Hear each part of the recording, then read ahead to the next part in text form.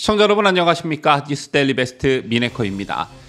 오는 3월로 예정된 국민의힘 전당대회와 관련해 유력 주자였던 나경원 전 의원이 불출마를 선언하면서 커다란 변곡점을 맞고 있는 가운데 이미 양강 구도가 형성이 됐습니다. 김기현, 안철수, 김기현 이 두 사람의 양강 구도가 정착이 되고 있는 분위기인데요. 이런 가운데 예비 경선, 즉 컷오프가 이번 전당대회에 어떤 영향을 미칠지도 주요 관심 사안이라 할 수 있습니다. 현재 당에서는 3-4명이 본선을 치르는 방향으로 가닥을 잡은 것으로 알려졌는데 컷오프를 거쳐 올라온 후보들에 따라 양강 주자들의 유불리가 명확히 갈리기 때문입니다. 나 전 의원의 불출마 발표로 김기현, 안철수 의원이 사실상 양강 구도를 형성한 가운데 컷오프 규모가 확정이 될 경우 남은 자리를 두고 윤상현, 조경태 의원과 황교안 전 대표 그리고 아직 출마를 결정하지 않았지만 만약 나온다면 유승민 전 의원 등이 경쟁을 하게 됩니다.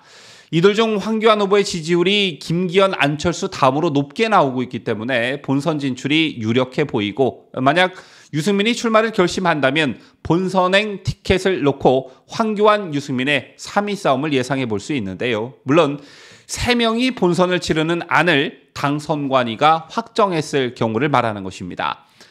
이런 가운데 어제 TV조선에 매우 부적절한 방송이 있었습니다. 저녁 메인 뉴스로 TV조선을 시청하시는 분들은 아시겠지만 뉴스 속의 코너, 뉴스야라는 코너가 있지요. 이 코너에서는 앵커와 기자가 두서 개의 주제를 놓고 대담하는 형식으로 방송이 이루어지는데 제날 TV조선이 꺼내든 이슈의 제목은 차라리 유승민이 낫다였습니다. 뜬금없이 차라리 유승민이 낫다라는 말이 왜 나온 것이냐? 자, 누구보다 낫다는 것이냐? 이게 궁금하실 텐데 황교안보다 차라리 유승민이 낫다라는 것이었습니다. 자, 기자의 설명이 즉슨 황 전 대표가 그동안 당에서도 쉽게 수용하기 어려웠던 주장들을 해왔기 때문에 당에서 황 대표의 본선 진출을 꺼려한다라는 것이었는데 그동안 부정선거 의혹을 집중적으로 제기해온 황 대표로 인해 새로운 당의 얼굴을 뽑는 전당대회가 또다시 부정선거 논란으로 혼탁해질 가능성이 있다는 게 이날 TV조선의 시각이었습니다. 자, 그러면서 특정 인사의 발언을 발췌해서 보도한 것도 아니었고 당 주류의 생각이라면서 황 전 대표가 TV토론 등에서 부정선거 등의 문제를 거론할 경우에 중도 확장이나 당 이미지에도 도움이 되지 않을 것이다. 오히려 중도 확장성이 있고 정책적인 유승민 전 의원이 김기현, 안철수와 함께 토론하면 훨씬 낫다. 이런 멘트를 쳤는데요. 제날 기자의 워딩을 보면 당 주류의 생각이라면서 유승민에게는 중도의 확장성, 정책적인 유승민이라는 수식어를 붙였고요. 황교안 전 대표에겐 부정선거 논란으로 혼탁해질 가능성, 중도 확장이나 당 이미지에 도움이 되지 않는다는 수식어 멘트를 했습니다. 자, 황교안 전 대표 입장에선 불공정 방송에 항의를 할 수 있는 대목이라 생각하는데 TV조선이 황교안 전 대표에 대해 부정적 보도를 낸 이유는 앞서 말씀드렸다시피 부정선거 논란 때문이었습니다. 기자는 그동안 제기됐던 의혹 중에는 부정선거가 있었던 것으로 볼 만한 정황들이 있었던 것도 사실입니다. 라고 말하면서도 하지만 국민의힘 내에서는 확실한 증거가 없다고 보고 문제 제기 자체를 하지 않고 있는 사안이다. 그런데 황 전 대표는 그동안 이 문제를 집중적으로 파헤쳐왔다. 이렇게 말했는데요.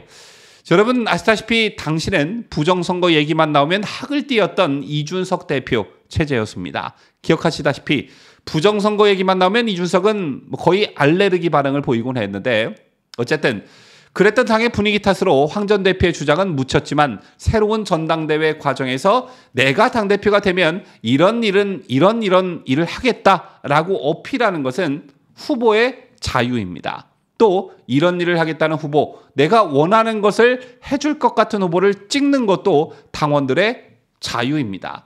그런데 전당대회를 한 달 정도 남겨둔 시점에 보수 성향의 방송사 뉴스에서 이런 이유를 거론하면서 한쪽 후보에게는 부정적 이미지를 씌워버리고 유승민 같은 사람에게는 중도 확장성, 당의 이미지에 도움이 된다라는 긍정의 이미지를 노골적으로 표출하는 것은 상당히 문제가 있다라고 봅니다. 자, 그리고 또 한 가지, 지난 전당대회에서도 조선일보나 TV조선은 유난히 이준석을 띄웠었죠. 이곳에 대해 당시 불만을 가지셨던 분들도 상당히 많았던 것으로 제가 기억하고 있는데, 이런 일이 재발하는 일이 없었으면 좋겠습니다. 자, 그런가 하면 각종 여론조사에서 지지율 3위를 기록하고 있는 황교안 전 대표가 올린 페이스북 글이 화제가 되고 있습니다. 자, 오는 2월 2일 박근혜 대통령의 생일을 맞아 대구 달성군 사저에서 생일 축하 행사를 하겠다고 밝힌 것인데요. 오늘 황교안 전 대표는 페이스북에 지난해 2월 2일 칠순을 맞이한 박 전 대통령은 올해 노고를 치르시느라 편찮으신 몸 때문에 병원에 계셔야만 했다. 여러분도 저도 너무 마음이 아팠다면서 이번 주 목요일 2월 2일은 5년 동안 생신상 한번 받아보지 못했던 박 전 대통령께서 처음으로 사저에서 맞이하는 생신이다. 박 전 대통령 명예회복 국민운동본부에서는 소박하게 생신상을 차려 올려드리고자 한다고 밝혔습니다.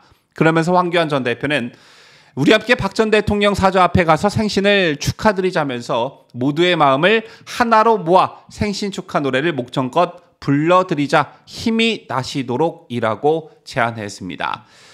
지금 보시는 사진은 지난해 10월 27일 경북 구미에서 열린 박근혜 대통령 명예회복 운동본부 발대식에 황교안 전 대표가 참석한 모습입니다. 이 자리에서 황 전 대표는 중앙회장직을 수락했고 헌법재판소가 법률 판단이 아닌 정치적 판단을 했다. 탄핵 절차가 잘못됐다. 형사재판 중에 탄핵이 결정됐다면서 재판도 안 끝났는데 탄핵을 했다는 절차적 흠결, 잘못된 재판 반드시 역사의 심판대에 다시 세워야 한다며 비판 수위를 높인 바 있습니다. 현재 황 전 대표가 열정적으로 추진하는 일은 크게 봐서 두 가지 정도로 보여지는데요. 그중 한 가지가 앞서도 말씀드린 부정선거와 관련한 것이고, 두 번째가 박근혜 정부에서 법무부 장관과 총리를 지냈던 사람으로서 박 대통령의 명예를 회복하는 일입니다. 황 전 대표는 현재 부정선거 방지대 대표와 박근혜 대통령 명예회복 운동본부 중앙회장직을 수행하고 있는데요. 여기에 또 하나 황교안 대표가 심혈을 기울이고 있는 부분이 바로 종북주사파 척결이죠. 요즘 간첩단 사건과 관련해서도 꾸준히 목소리를 내오고 있는데, 이런 황교안 전 대표의 행보에 지지를 보내주시는 분들도 계실 테고 비판적 시각으로 보시는 분들도 물론 계실 겁니다. 참고로 저는 언젠가 방송에서도 언급해드린 적이 있습니다만, 황교안 전 대표의 가장 큰 실수는 미래통합당 시절 보수중도 통합이라는 명분으로 유승민, 이준석 등의 새로운 보수당 세력을 끌어들인 그런 일입니다. 자, 따라서 이준석, 유승민이 다시 활개치게 만든 장본인이 황교안 전 대표다. 심지어 조성은 같은 애들까지 철저한 검증 없이 당에 들였다가 분란을 일으키게 만들었다. 완전한 계산차 고요, 공천 실패다. 이런 비판을 여러 차례 한 적이 있는데, 이 부분과 관련해서는 최근 황 전 대표가 여러 차례 잘못을 인정하고 고개 숙여 사과를 했습니다.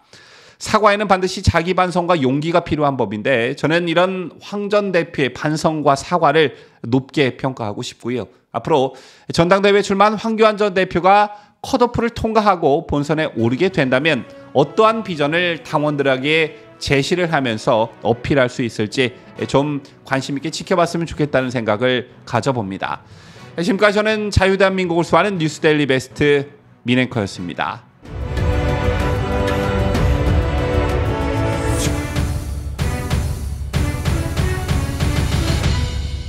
함께해요. 뉴스데일리 베스트.